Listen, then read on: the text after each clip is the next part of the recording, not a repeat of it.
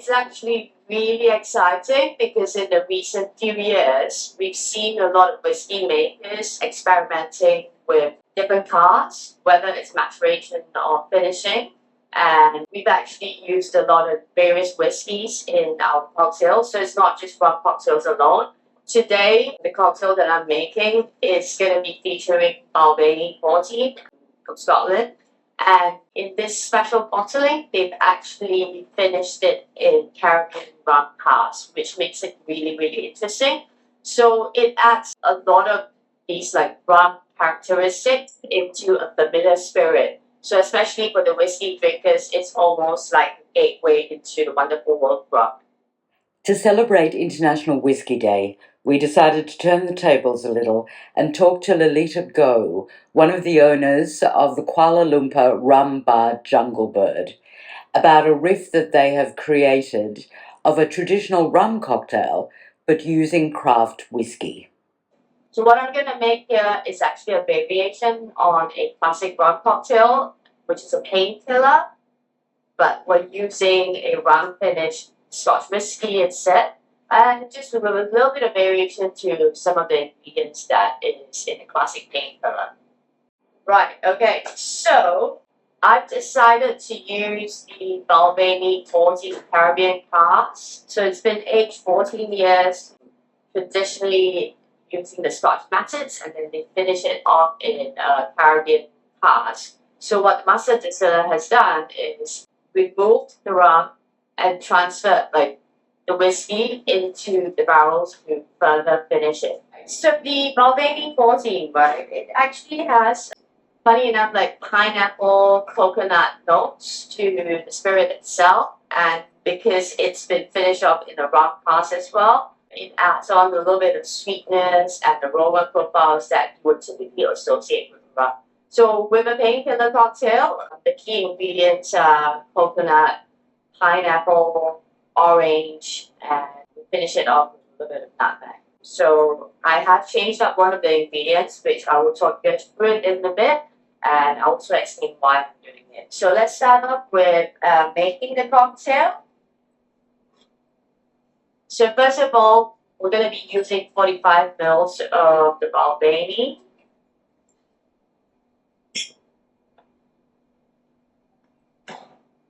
And then we'll have 60 ml of pineapple juice. So this is freshly squeezed pineapple juice. If you can find the ripest, sweetest pineapples, because that will really add to that tropical note that we're after in the cocktail. The next ingredient I'm going to add is actually freshly squeezed lime juice. Traditionally, we don't really have that as an ingredient in the cocktail, but I feel like a little bit of acidity coming from fresh citrus is actually really nice, and it helps balance out the drink a little bit. So this is my take on traditionally what is orange juice in the cocktail itself. So instead of using fresh orange juice, we're using a orange liqueur.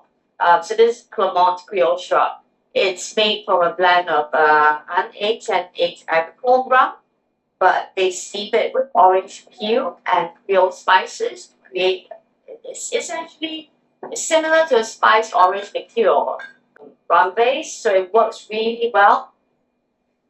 And lastly, we're going to add some deliciousness. So in the form of coconut cream. Unfortunately, out here in Malaysia, we can't get this particular brand called Coco Lopez. So when we first opened JungleBird, we decided to make our own coconut cream. So this is literally a combination of coconut cream, coconut water, and we add condensed milk as well because that makes everything better. So this is yummy, savory, sweet creaminess.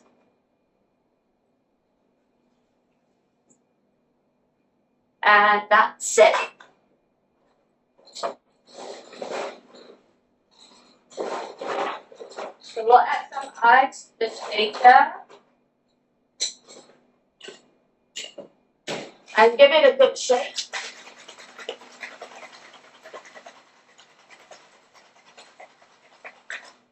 And make sure that all of the ingredients are all blended together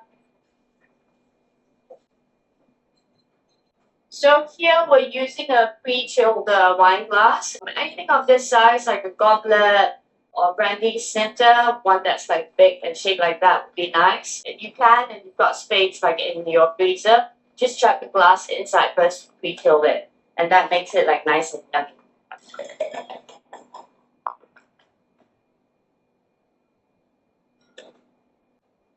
So for the garnish, I've got 2 pineapple leaves here and a slice of fresh orange.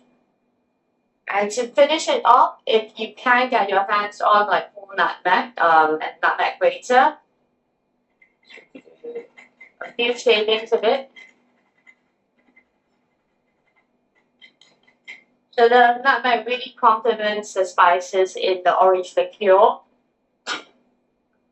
There you go. That's it. So that's my whiskey take on the Painkiller, and we're calling it a 14 of Hearts.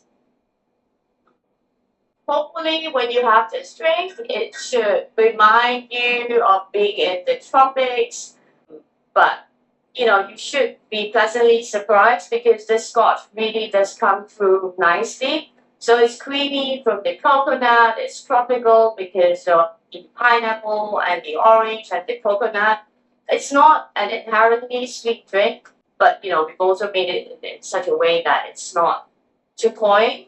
But yeah, it should just be a nice and easy luxurious drink, and definitely because the base of it is made with a 14-year-old scotch as well. So, for me, I think that this is a good cocktail to sort of showcase that whiskey cocktails don't have to be classic serious drinks. They can be fun and they can be enjoyable like that as well. So I hope anyone that tries this drink is going to feel that way. You can try and experiment with the base whiskey that you're using. Balvenie 14 Caribbean Cask is really nice and really tasty, but you can quite easily swap that out with other whiskeys as well. There are a few brands that I know, they tune finish their whiskeys in rum casks as well. So you can try a Dewar's 8-year-old, which is finished in a Caribbean rum cask. One of the American distilleries that are doing exciting stuff at the moment is Westward. They also have a American single malt whiskey that is finished in a Guatemalan rum cask. So they actually have a side project that produces rum. And it just so happens that, they've been cross-experimenting with obviously the barrels that they have used. So they produced the Westward whiskey finished in a Guatemalan rum cask. So that's a good one to use as well.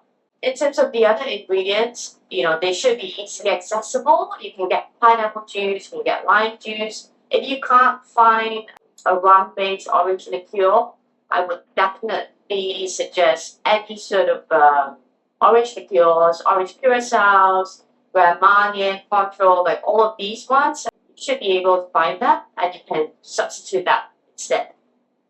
Once you change up the way that spirits are being aged or being finished, then the characteristics of the finishing of the cask, it changes the spirit, and therefore it potentially makes it more versatile for you to be able to use it in certain cocktails that might call for a different base spirit. So a lot of times, like at JungleBird, we tend to switch up classic cocktails that uses rum and cognac, and we switch them up with the whiskeys, right, and vice versa.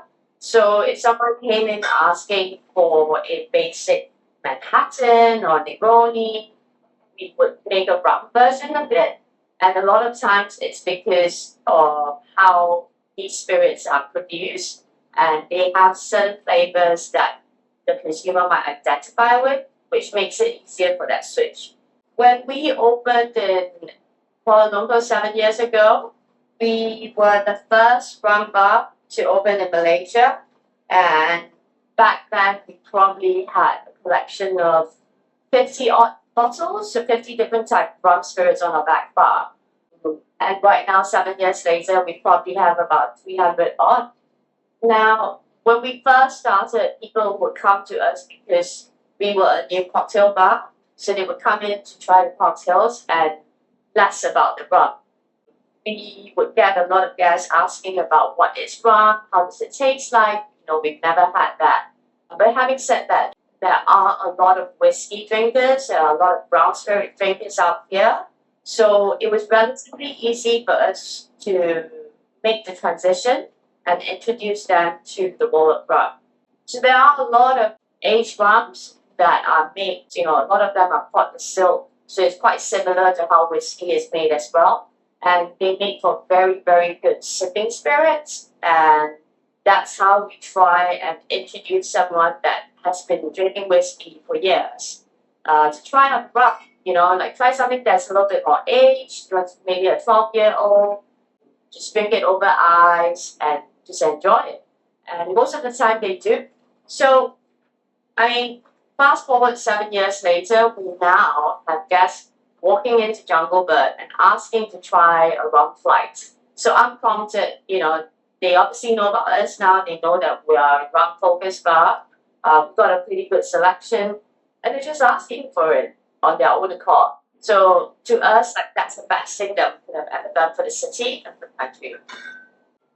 For me personally, I think with craft spirits, there are a lot of facets to it that may or may not define it as being craft, right? It could be the process, it could be the ethos behind, how they come up with the spirit, how they manage it. So yes, we're seeing more and more sort of craft distilleries and craft spirits that have been launched in the recent decade or so.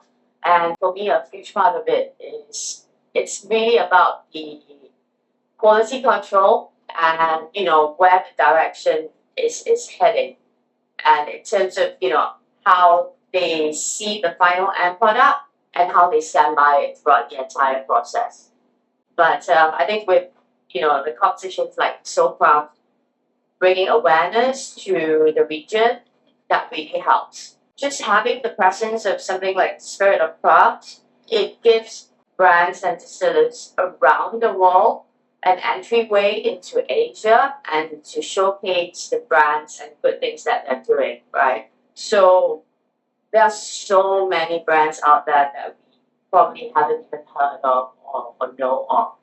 And this is like a good platform for the two worlds to meet, to introduce their brands to the bartenders, and for the bartenders to then introduce them to their consumers. So it's definitely needed, and I'm really glad that it's happening right now.